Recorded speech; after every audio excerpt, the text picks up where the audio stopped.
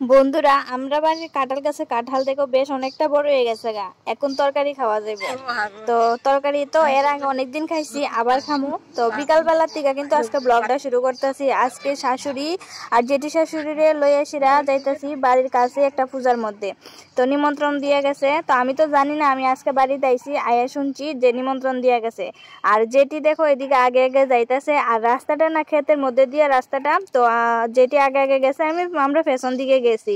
আর গিয়ে ঠাকুর নমস্কার করলাম, আমিও করলাম, আর মা ওইদিকে ঠাকুর নমস্কার করতেছে। আর এদিকে দেখো তেল সিঁদুর দেওয়া হইতাছে।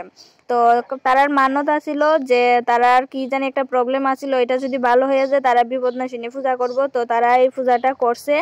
আর আমি কিন্তু বিপদনাশিনী মারে আমি কিন্তু খুব মানি, কারণ আমার বাড়িতে ঠাকুর স্থাপিত আছে।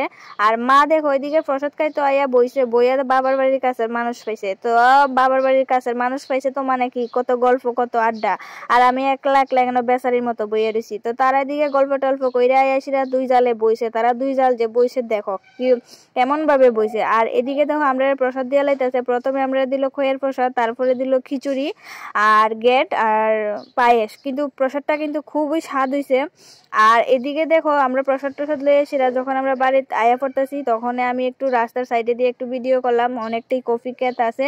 আর আমার কিন্তু শাশুড়ি তার সাথে এক বউর মতো সাহায্য বাড়িতে কিন্তু খুবই ভালো লাগে। তো আমার মতো কে কে আছে শাশুড়ির সাথে ঘুরতে ভালো পাও, অবশ্যই কমেন্টে জানাইও।